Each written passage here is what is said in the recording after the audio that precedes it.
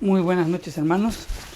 Damos gracias a Dios por estar reunidos nuevamente hoy viernes para reunirnos y estar compartiendo la palabra de Dios. En esta oportunidad vamos a seguir enseñando sobre la epístola de los Filipenses. Vamos a orar. Señor, te damos gracias, Padre Santo, por la oportunidad que nos das de poderte servir. Gracias, Señor, por la oportunidad que nos das de poder predicar tu palabra. Gracias también, Señor, porque nos edificas. Gracias porque nos confrontas. Gracias porque también, Señor, quieres que cambiemos muchos hábitos en nuestra vida, que renunciemos al pecado que nos acecha continuamente. Señor, te damos gracias por tu infinita misericordia. Gracias, Padre Santo, por tu amor. Gracias por esa fuente inagotable de perdón a través de Jesucristo, Señor. Gracias por su obra en la cruz. Señor, dirígenos en todo lo que hagamos en esta noche y que el propósito principal sea exaltar tu nombre. En el nombre de Jesús oramos. Amén y amén. Bien, hermanos, vamos a seguir entonces predicando el libro de Filipenses. Ya es nuestro sexto mensaje.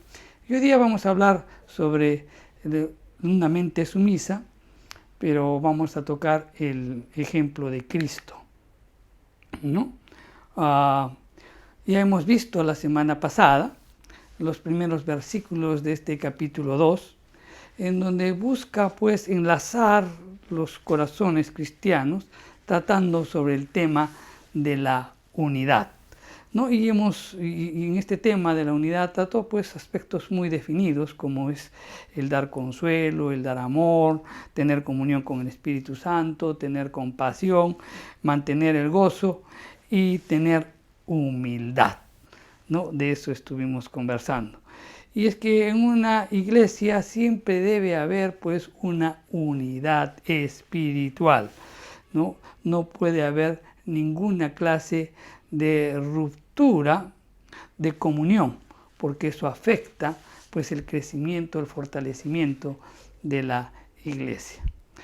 Pablo, pues, continuando con este capítulo 2, desde el verso 5 en adelante, comienza a exhortar a la iglesia pues a que realmente haya un cambio de actitud.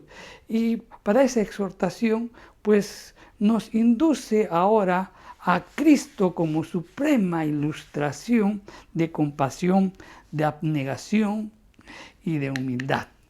Vamos a leerlo, está en el capítulo 2, los versos del 5 al 11.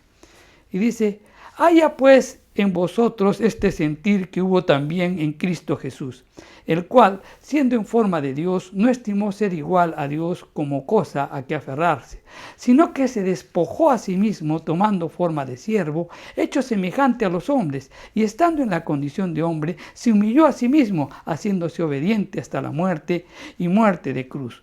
Por lo cual Dios también le exaltó hasta lo sumo y le dio un nombre que es sobre todo nombre, para que en el nombre de Jesús se doble toda la rodilla de los que están en los cielos y en la tierra y debajo de la tierra, y toda lengua confiese que Jesucristo es el Señor, para la gloria del Padre, ¿no?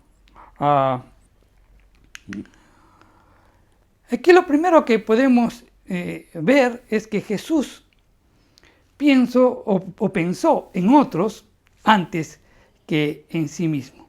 Este pasaje es muy importante porque, sobre todo de una importancia teológica, ¿no? Porque define lo que se llama pues la kenosis, ¿no? Y esta kenosis pues viene de una palabra griega que es ekenosen, que significa vaciar. Ahora, ¿de qué se vació Cristo? Pues Él era Dios. Pablo dice que era igual a Dios, y también hay muchos versículos en la Biblia que nos dice que Jesús es Dios. En Juan, en Colosenses, en Hebreos, todos nos dicen. Entonces, él arranca su exhortación en el verso 5 diciendo: haya pues en vosotros el mismo sentir que hubo también en Cristo Jesús. Eso lo dice el verso 5. ¿Qué es sentir? Sentir significa que debemos pensar dentro de nosotros o en nuestros corazones, tomar una actitud tal como Cristo hizo cuando se encarnó. Esa es la exhortación de Pablo, que debemos pensar, que debemos actuar de acuerdo como Cristo lo hizo cuando Él se encarnó.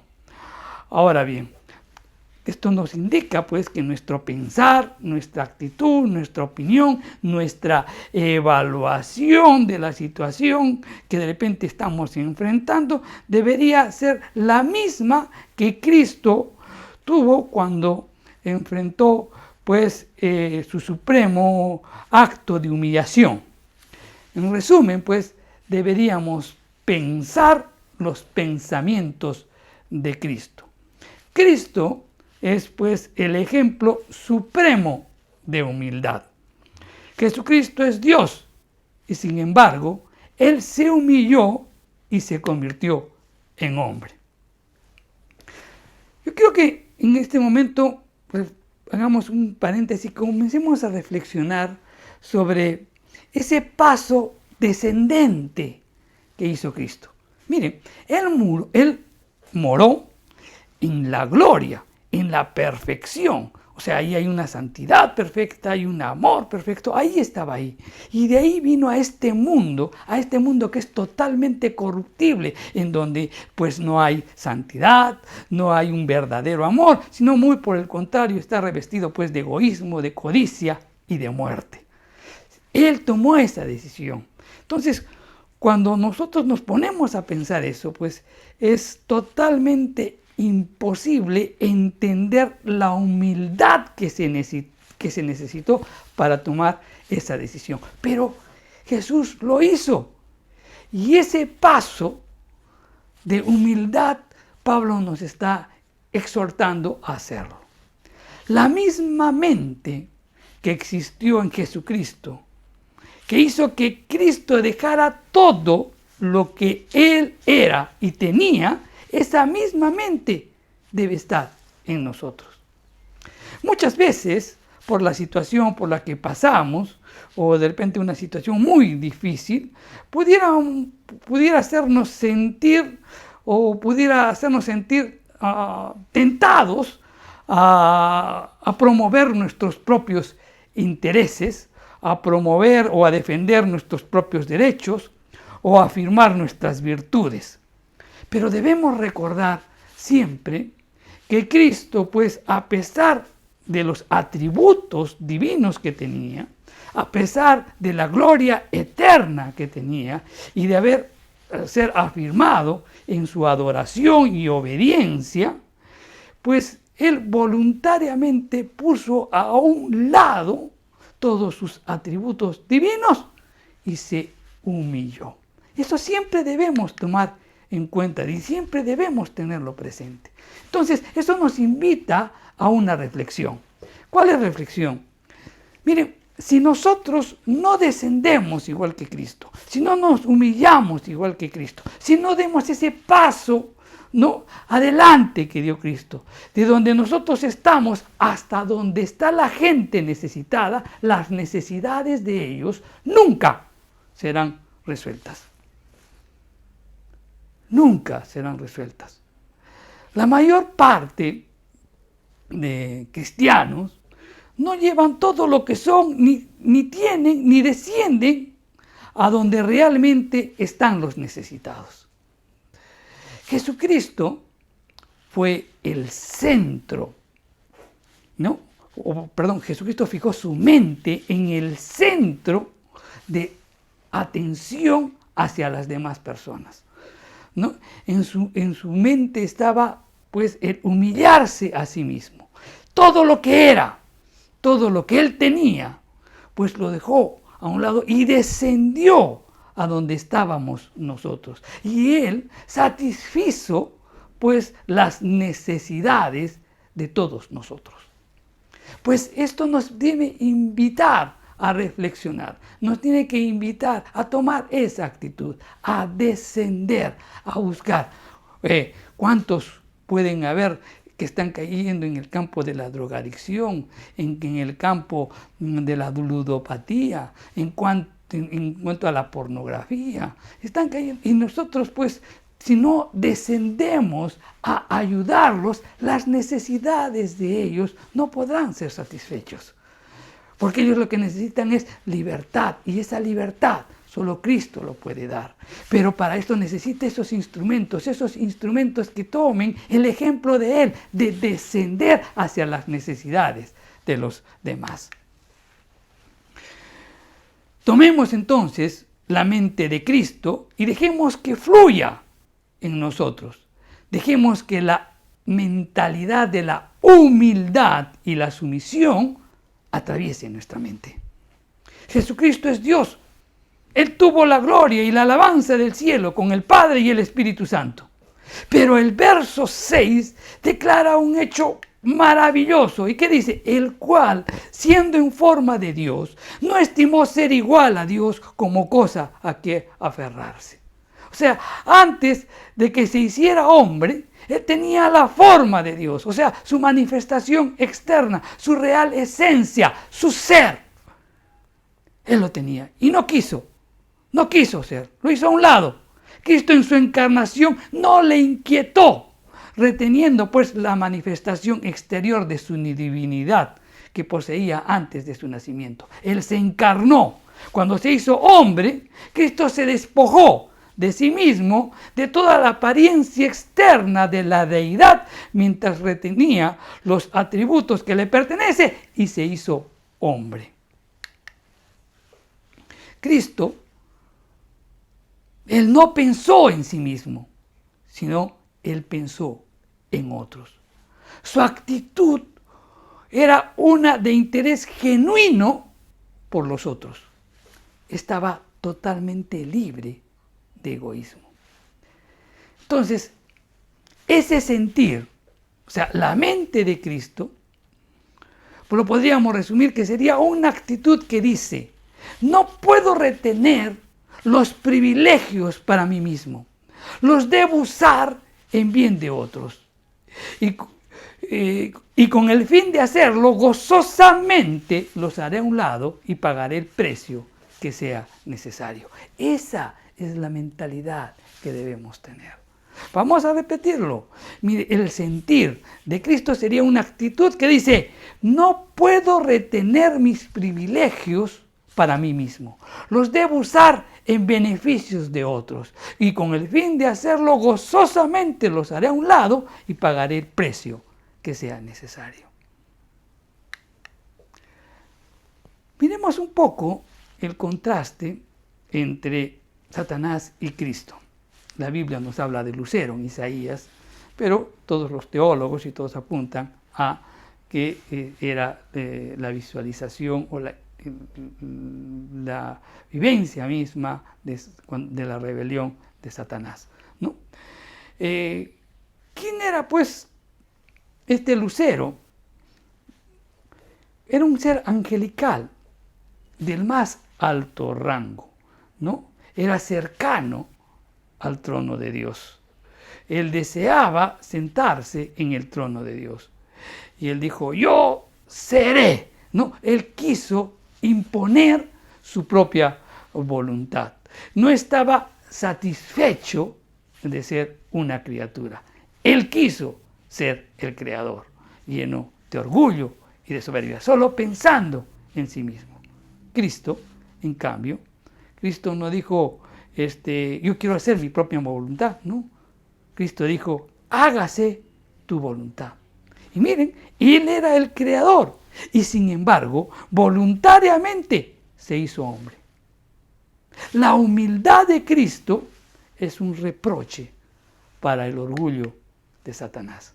Ahora bien, Satanás no estaba satisfecho con ser un ser rebelde, sino que él invade el Edén y tienta al hombre para que éste también fuese rebelde. Adán tenía realmente todo lo que necesitaba en el jardín del Edén. Todo lo tenía. Él era el rey de la creación. Pero Satanás le dijo: mira, serás como Dios. Le dijo eso. Serás como Dios. Entonces, el orgullo del hombre, la codicia del hombre. Él cae en la tentación. El hombre quiso apoderarse pues de algo que estaba más allá de su alcance. Y como resultado de eso, hundió a la humanidad en pecado y en muerte. Adán y Eva solo pensaron en sí mismos. No pensaron ni en sus hijos y no pensaron en los demás. No pensaron en toda la humanidad. Jesucristo pensó en otros. Miren, la gente que no conoce a Cristo es egoísta y codiciosa, y eso lo podemos ver, ¿verdad? Pero los creyentes que han experimentado el amor de Cristo y la comunión con el Espíritu Santo, ¿cómo deben vivir? No en forma egoísta, no en forma codiciosa. ¿Cómo deben vivir? Pues las Escrituras nos dicen mucho sobre ello, sobre todo en cuanto a relación con los demás. Vamos a citar algunos versículos, por ejemplo. Nos dice cómo debemos vivir. Debemos vivir, preferirnos los unos a los otros. Eso está en Romanos 12:10. También nos dice que debemos edificarnos los unos a los otros. En 1 Tesalonicenses 5:11. También nos dice que debemos llevar unos las cargas de otros. Y eso está en Gálatas 6:2. También nos dice que no juzguemos los unos a los otros. Y eso está en Romanos 14:13. Y también nos dice que debemos amonestarnos los unos con los otros. En Romanos 15:14. Entonces, la palabra clave aquí es otros. Y el que tiene una mente sumisa piensa primero en los otros. Y eso es lo que tenemos que aprender. Poner a los demás por encima de uno. Tremenda enseñanza que nos da nuestro Señor al tomar la decisión de hacerse hombre. Jesús sirvió a otros. En el verso 7 y 8 nos dice, sino que se despojó a sí mismo, tomando la forma de siervo, hecho semejante a los hombres, y estando en la condición de hombre, se humilló a sí mismo, haciéndose obediente hasta la muerte, y una muerte de cruz. Cristo pensó en los otros y se hizo siervo. En estos versículos, pues Pablo nos traza los pasos de la humillación de Cristo. Entonces la humildad de Cristo implicó, en primer lugar, se anonadó a sí mismo. ¿Qué es esto? Miren, pensemos la gloria que tenía Jesús, nuestro Señor, en los cielos, antes de que el mundo fuese. Y cómo Él se vació a sí mismo. Pues despojarse, eso es vaciarse, se vació a sí mismo. Y Él apareció entre los hombres para hacer ¿qué cosa? Menospreciado y rechazado. Para ser ese varón de dolores experimentado en quebranto. Eso es lo que nos está indicando. En eso consiste la humillación. Segundo, Él tomó la forma de siervo. El creador de los confines de la tierra, a quien los ángeles se complacían pues en servir y adorar, que era de la forma de Dios, toma ahora la forma de siervo para traer bendición al mundo. Fue hecho semejante a los hombres. Él mismo participó pues de la carne y de la sangre, porque le convenía ser hecho semejante a sus hermanos, excluyendo el pecado, por supuesto. El Hijo del Hombre, pues, no vino a ser servido, sino a servir y dar. Eso lo dice en Mateo 20:28. Aquel que era fiel representación del ser real de Dios, pues toma para sí la semejanza de una humanidad pecadora. El justo, el santo, toma pues la semejanza de una humanidad pecadora. Él se hizo obediente hasta la muerte. Obediente, pero no a los clamores de una raza orgullosa y cegada por el pecado, sino para hacer la voluntad del Padre. Nada en el cielo, ni en la tierra, podía apartarle de ese gran propósito, ¿no?, lleno de gracia, de hacer la voluntad de su Padre. Se hizo obediente hasta la muerte, y una muerte de cruz. Desde la perspectiva natural, es abrumador pues realmente pensar en que el Hijo del amado Dios se esté sometiendo a ser clavado en la cruz por parte de aquellos a los que por amor buscaba salvar. En su muerte podemos ver pues una absoluta indignidad y culpa de los hombres, y además podemos ver la mirada abominable del cielo a la tierra. Pero al mismo tiempo esto nos revela la infinita gracia. Él se estaba entregando en rescate por nosotros. El justo sufre por los injustos para llevarnos a Dios. Quiero que meditemos un poquito y contemplemos bien la gracia. ¿En qué consiste esta gracia? Pues del cielo Él viene a la tierra. De ser el maestro viene a ser el siervo. De la vida viene a la muerte, y una muerte de cruz. El Señor que deberíamos servir vino y nos sirvió a nosotros. El Señor a quien deberíamos amar vino y nos amó a nosotros. El Señor a quien deberíamos adorar vino y nos adoró a nosotros. El Señor a quien debíamos atender, Él vino y nos atendió a nosotros. El Señor a quien deberíamos ministrar, Él vino y ministró a todos nosotros. El Señor a quien deberíamos buscar, vino a buscarnos a nosotros. Gracia. Absolutamente gracia.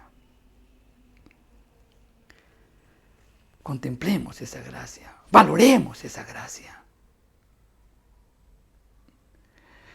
Cristo, Él no fingió ser un siervo.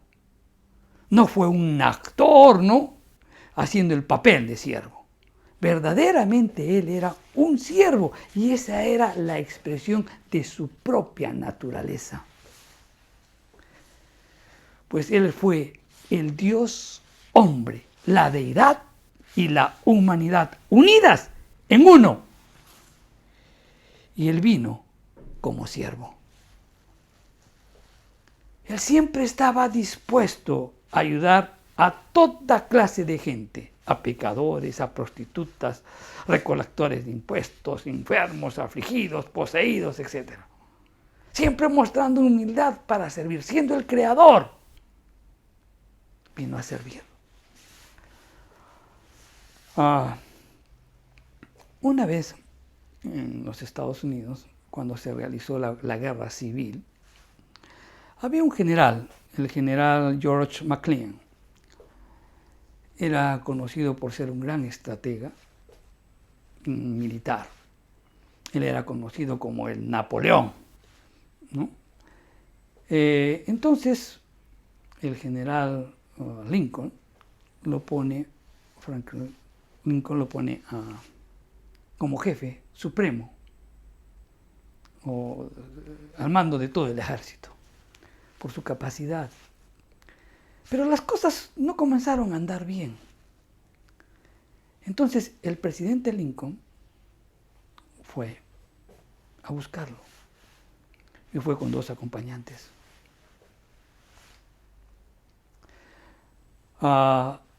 Y cuando lo fueron a buscar, él se encontraba en un matrimonio.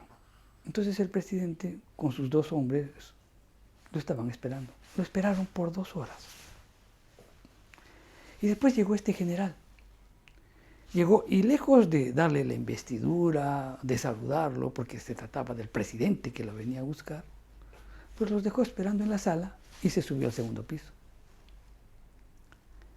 Pasó media hora, entonces el presidente llamó a uno de sus siervos y le dice, oye, pásale la voz, que lo estoy esperando.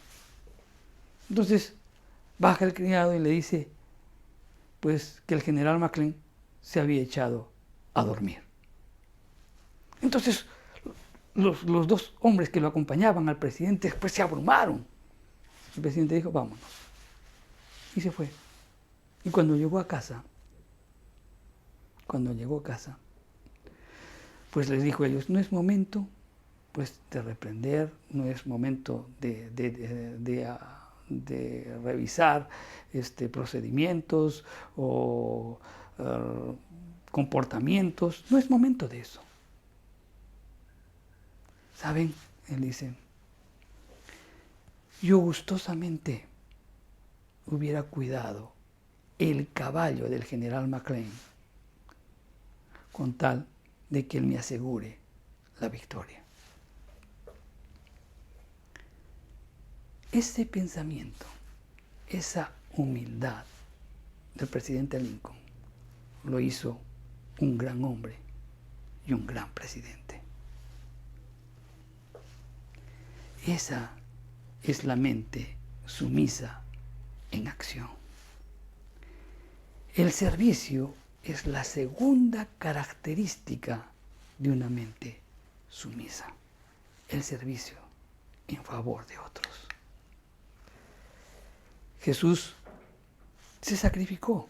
En el verso 8 dice, haciéndose obediente hasta la muerte y una muerte de cruz. Mucha gente está dispuesta a servir a otros, pero si esto no implica costo alguno. Pero si hay un precio que pagar, repentinamente se les pierde las ganas de ir, pierden el interés de ir. Muchas veces nos ha pasado eso, y no solo en esta iglesia, en todas las iglesias sucede lo mismo.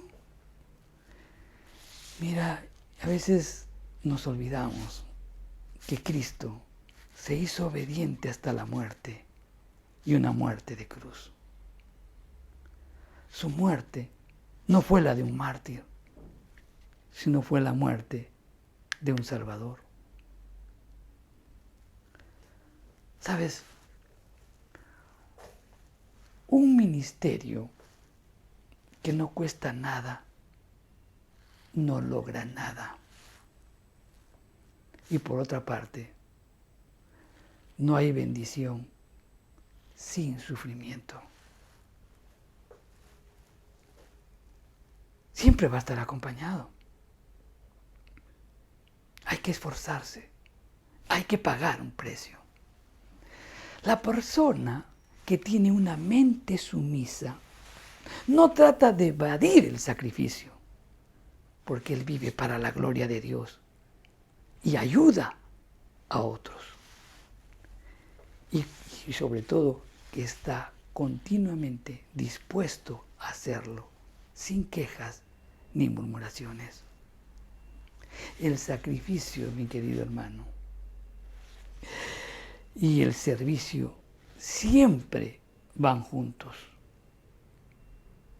Siempre. Si tú quieres un verdadero ministerio cristiano, pues te vas a dar cuenta que el sacrificio y el servicio siempre van juntos. Algo tienes que sacrificar.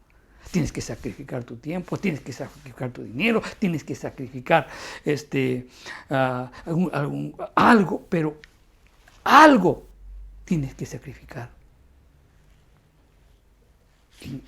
para poder servir. Hay muchos que quieren servir en las comodidades de sus hogares, sin sacrificar nada.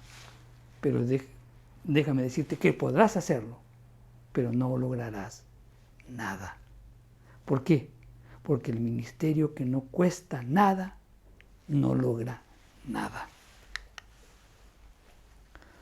La prueba de una mente sumisa no es cuánto estamos dispuestos a sufrir, no, sino cuánto estamos dispuestos a dar en términos de sacrificio. ¿Hasta dónde te vas a sacrificar para lograr un buen servicio? ¿Hasta dónde vas a dar? Jesús dijo, hasta la muerte. Voy a alcanzar ese objetivo. Hasta la muerte voy a servir. Porque así glorificaré a mi Padre. Una de las paradojas de la vida cristiana es que entre más sacrificamos, más somos bendecidos. Mientras tú más te sacrifiques, más vas a ser bendecido por Dios. Y esta es la razón por la cual la mente sumisa pues trae gozo. Nos hace más como Cristo. Y eso quiere decir que nosotros compartimos el gozo, pero también compartimos el sufrimiento. ¿Sabes?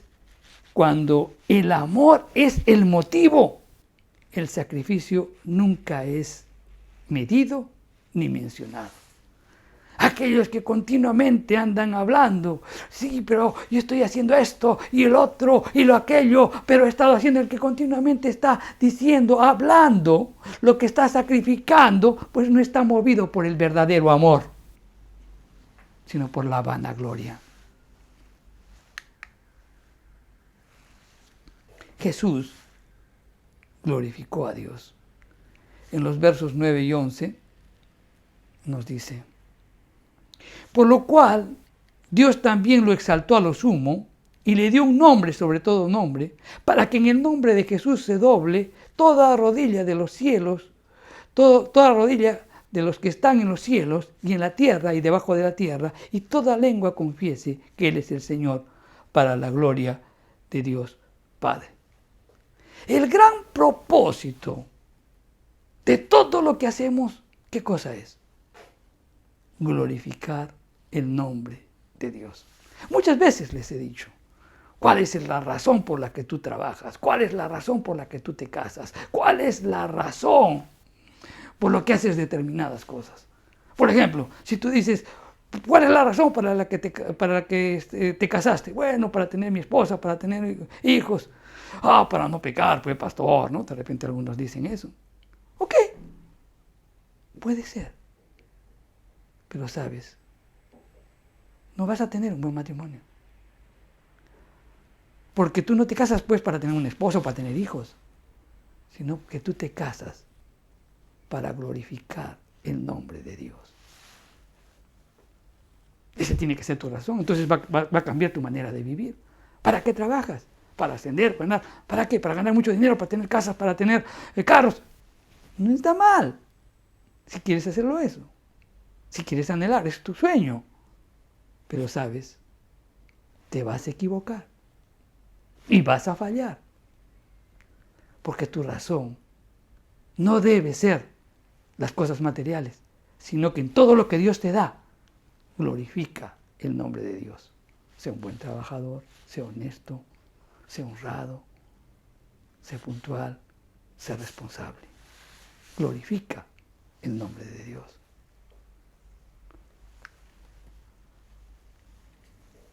¿Para qué estudias en la universidad? No, que quiero trabajar, quiero alcanzar, quiero hacer una maestría, quiero hacer un PhD. No está mal. Pero no vas a triunfar. No vas a alcanzar el verdadero éxito. Estoy hablando del verdadero éxito. Si es que tú no cambias de mentalidad. Porque tú lo que haces, debes hacerlo para la gloria de Dios. En el verso 3, Pablo nos advierte pues en contra de la vanagloria, y eso lo hemos visto la semana pasada. Entonces, esa clase de rivalidad que pone a un creyente contra otro no es espiritual ni causa satisfacción. Simplemente, ¿qué cosa es? Vana y vacía gloria. Cristo se humilló por nosotros. Dios lo exaltó a lo sumo. Y el resultado de esa exaltación fue la gloria de Dios. Miren, la exaltación de nuestro Padre empezó con la resurrección de Cristo. De allí en adelante, Dios es el que comenzó a obrar. Los hombres le hicieron lo peor a nuestro Salvador. Lo insultaron, lo golpearon, le escupieron, le colocaron una corona de espinas, pero Dios le exaltó y lo honró. ¿Cómo fue la exaltación de Cristo? Pues le dio un nombre preeminente. El hombre, Cristo Jesús, que vino a ser el varón de dolores, ha sido exaltado por encima de todo nombre que se nombre. Aquel que fue coronado con las espinas de la vergüenza por nosotros, está ahora coronado de gloria y honra como nuestro representante. La exaltación de Cristo también consiste en que le dio una autoridad universal.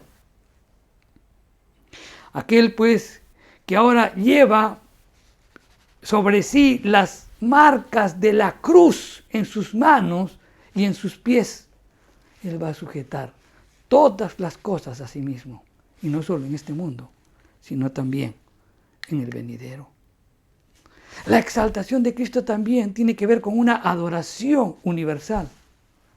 Fue Dios, el Padre, quien envió a su Hijo a buscar y salvar a los perdidos.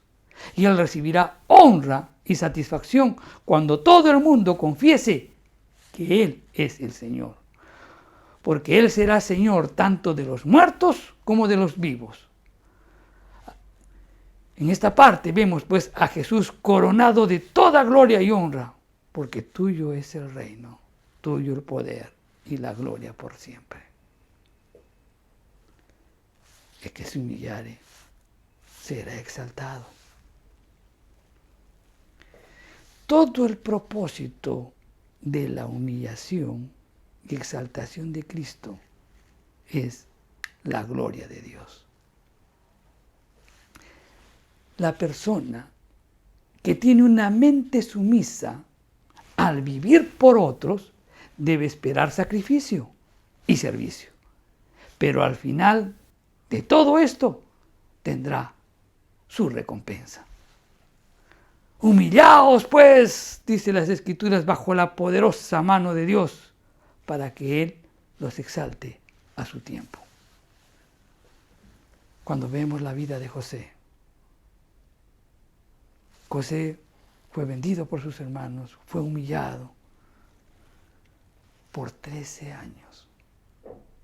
En todo momento buscaba la dirección de Dios y la mano de Dios estaba con él. Hasta que llegó el momento en que Dios lo exaltó y lo puso como segundo en Egipto. Después vemos también la vida de David. David, quien fue ungido para ser rey, pero tuvo que pasar un largo periodo de persecución y de sacrificio para que a su tiempo fuera el rey de Israel. El gozo de la mente sumisa viene no solamente por ayudar a otros y compartir los sufrimientos de Cristo, sino principalmente por el conocimiento de que estamos glorificando a Dios. Esto es la parte esencial del mensaje. Todo lo que te está pasando en la vida, tú puedes estar pasando momentos muy difíciles. La situación te puede ser muy adversa. Sientes que te estás crucificando, que no puedes más. En tu mente, pues tienes que que grabártelo, de que es la gran oportunidad que Dios te da, que a través de esta circunstancia puedas glorificar el nombre de Dios. ¿Cómo puedas glorificar? Por la actitud que tú tomes. Jesús se humilló, dejó todo lo que él tenía en los cielos, dejó en un momento toda la gloria de arriba y vino a esta tierra. Y vino como hombre. Vino a vestirse ¿para qué? Para servirnos. Y eso es lo que tenemos que hacer. Pues buscar dónde está la necesidad. No encasillarnos en nosotros, sino que haya una vocación de servicio. Va a haber un sacrificio, claro que sí, va a haber un sacrificio. Va a haber un costo, pero sabes, el verdadero cristiano, pues no solamente está en servir, sino en hasta cuánto puedes dar. ¿Hasta cuánto puedes dar? ¿Para qué? Para servir a los demás. ¿Hasta dónde puedes llegar para servir a los demás? Jesús fue hasta la muerte para darnos salvación. ¿Hasta dónde puedes dar de tu tiempo? De las cosas que puedes dejar a un lado para poder servir a los demás. Quiero dejarte en esta noche con eso grabado en tu mente. Si nosotros nos humillamos, Cristo nos va a exaltar. Y de repente no aquí, pero ten la seguridad que arriba sí. Vamos a orar. Señor, te damos gracias por tu palabra, Señor. Gracias porque hoy podemos comprender un poco más sobre la decisión de Cristo, sobre la humillación de Cristo, cómo Él, pues voluntariamente, deja todo. Deja esos atributos divinos, deja esa gloria divina para hacerse hombre, pero conservando los atributos de Dios. Pero vino para servir, no para ser servido, sino para servir. Hacer la voluntad tuya, servir a los demás hasta la muerte. Y tú lo exaltaste. Señor, pon en nuestros corazones eso. Que podamos servir a otras personas. Principalmente a los que no te conocen. ¿Para qué? Para que podamos suplir esa necesidad. Y la mayor necesidad que tiene el hombre es la necesidad de salvación. Ir y llevar tu evangelio a esos lugares en donde pues no se llega o a que es de difícil acceso. Aquellos lugares en donde nos va a sacar de nuestra comodidad. Señor, pon en nuestros corazones ese deseo de servir. El sacrificio va de la mano con el servicio. Y que el propósito principal, Señor, sea exaltar tu nombre, glorificar tu nombre. Ayúdanos, Señor, a tener esa mente sumisa, que nos llevará a ayudar a otros. Esa mente sumisa que nos llevará a compartir los sufrimientos de Cristo.